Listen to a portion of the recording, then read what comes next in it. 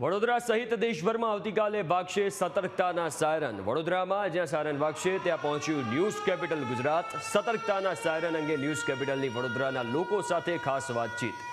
રક્ષા વિશેષજ્ઞ અમૃત મકવાણાએ વર્ણવ્યા પોતાના અનુભવ। 1971 અને 1999માં નાગરિકોએ કર્યો હતો યુદ્ધની સ્થિતિનો અનુભવ।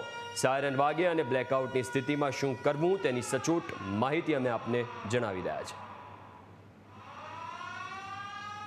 પ્રથમ જેવું પણ લડાઈનું સાયરન વાગે એટલે ભારતના દરેક નાગરિકને કે ગુજરાતના દરેક વ્યક્તિને, એમાં નાનો બાળક હોય કે યુવા હોય કે વિદ્યાર્થી હોય કે પુરુષ હોય કે સ્ત્રી હોય કે વૃદ્ધ હોય, દરેક વ્યક્તિએ પોતાના માથાની પાછળ બંને હાથને લોક કરી અને માથાને નીચેની તરફ ઝુકાવી કોઈ પણ એવી જે સલામત સ્થળ હોય કે હાઇડઆઉટ હોય તે જગ્યાએ જઈને છુપાઈ જવાનું છે।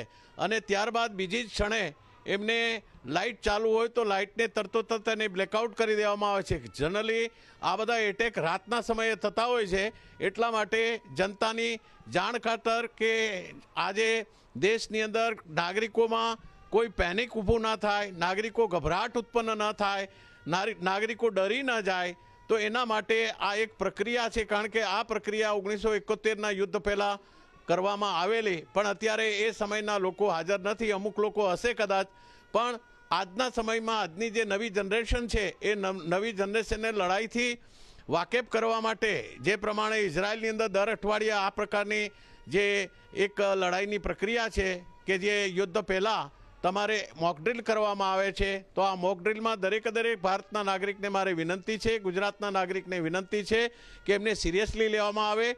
તમારે શાંતિથી સાંભળવું જોઈએ। જે રીતે પ્લેનમાં બેસતા પહેલાં તમને બધી જ એક ઇન્સ્ટ્રક્શન આપવામાં આવે કે આવી પરિસ્થિતિ નિર્માણ થાય તો તમારે શું કરવાનું છે, એ જ પ્રમાણે હવે આવનારો સમય કોઈ કહીને નથી આવવાનો। કદાચ જો ભારત ઉપર એટેક થાય તો નાગરિકોએ પોતાની શું ફરજો બજાવવાની છે એના માટેની આ મોકડ્રીલ છે કે મારે શું કરવાનું છે। બોર્ડર વિસ્તારની અંદર મેં આપને જે પ્રમાણે કહ્યું એ પ્રમાણે ભારત 3323 કિલોમીટર પાકિસ્તાન સાથે પોતાની સીમા રેખા જે છે એ શેર કરે છે।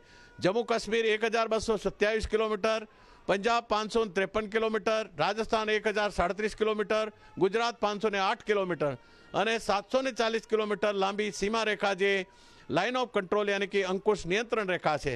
તો આ પ્રમાણે બોર્ડર પર રહેનારા જે લોકો છે એ 50થી 60 કિલોમીટરના વિસ્તારમાં એ જગ્યા ખાલી કરી અથવા તો ત્યાં પોતાના મોરચાઓ, બંકરો બનાવી અને પોતાના હાઇડઆઉટ બનાવીને 2 થી 3 મહિનાનું રાશન સંગ્રહ કરીને એ લોકો ત્યાં રહેતા હોય છે।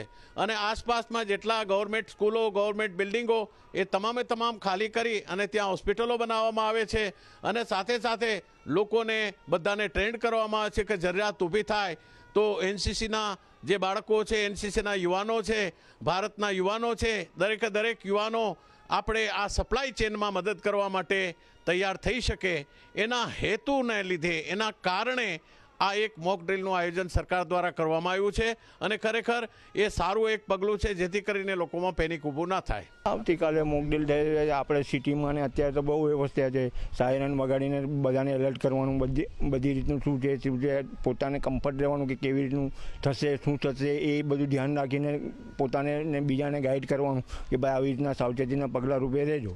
મોક ડ્રીલ જોવામાં તો ખાલી અંધારપટ હોય ને એ જોજો ને સૂચના આપવામાં આવતી, બીજું કશું નહીં, ને ઘરની બહાર નીકળવું નહીં એવી રીતની સૂચના કરતા હતા ગવર્મેન્ટ। લોકો જાગૃતિ લાવવી જ પડશે, ના થાય તો કંઈને પણ જાગૃતિ લાવવી જ પડશે। કેન્દ્ર સરકારના આદેશ બાદ સમગ્ર દેશ સહિત વડોદરા શહેરમાં બી આવતીકાલે યુદ્ધની પરિસ્થિતિ દરમિયાન લોકોને સજાગ કરવા માટે જે વડોદરા શહેરમાં સાયરન લગાવવામાં આવ્યા છે તે રણકી ઉઠવાના છે। યુદ્ધની પરિસ્થિતિ વખતે નાગરિકોને કેવી રીતના ચેતવણી આપી અને નાગરિકોએ કેવી રીતના સાવચેત રહેવું અને કેવી રીતના સૂચનાનું પાલન કરવું તેની માટે એક મોકડ્રીલ યોજવામાં આવશે। વાત કરવામાં આવે તો વડોદરા શહેરની અંદર કાલે જ્યારે આ મોકડ્રીલ યોજાવાની છે ત્યારે અત્યારે તમામ જે અધિકારીઓ છે તે ગાંધીનગર બેઠક ખાતે છે અને બેઠક બાદ કેટલા વાગે અને કયા સમયે આ સાયરન રણકી ઉઠશે, કેટલા વાગે વગાડવામાં આવશે તે નક્કી કરવામાં આવશે। પરંતુ સૌથી મહત્વની બાબત એ છે કે વડોદરા શહેરમાં જે 27 અલગ જગ્યાઓ ઉપર સાયરન આવ્યા છે તે સાયરન વગાડવા માટે 27 માણસોએ અલગ અલગ જગ્યાએ જવું પડશે, કારણ કે વર્ષો પહેલાં 5 વર્ષ પહેલાં જ્યારે કલેક્ટર કચેરીમાં આગ લાગી તે વખતે આ સાયરનોની જે સિસ્ટમ હતી તે સિસ્ટમ બળીને ખાખ થઈ ગઈ હતી, જેની માટે હવે દરેક સ્થળ ઉપર જઈને મેન્યુઅલી આ સાયરન વગાડવામાં જરૂરી થઈ ગયા છે। ત્યારે 27 જગ્યા ઉપર અલગ અલગ માણસ જઈને સાયરન વગાડશે। આ સાયરનની વાત કરવામાં આવે તો સાયરન જે છે, એક સાયરનની તીવ્રતાની વાત કરવામાં આવે તો એક સાયરનનો જે અવાજ છે તે 2 કિલોમીટર સુધી રણકી શકે છે, એટલે કે 2 કિલોમીટરનો જે વિસ્તાર છે તે વિસ્તારના લોકોને સૂચના આપી શકે છે। અને જે રીતના સાયરન છે તે કાલે રણકી ઉઠશે। સાયરન જે છે તે અટકીને જ્યારે રણકે ત્યારે સમજવું કે કોઈ ખતરો છે અને ચેતવણી આપવામાં આવી રહી છે। અને જ્યારે આ સાયરન અટક્યા વગર જ 2 મિનિટ સુધી રણકતો હોય ત્યારે કોઈ ખતરો હવે છે નહીં ને સબ સલામત છે તેવી ચેતવણી આપવામાં આવે છે। કેમેરામેન અંકિત ગોંસીકર સાથે પ્રશાંત ગજ્જર, ન્યૂઝ કેપિટલ, વડોદરા।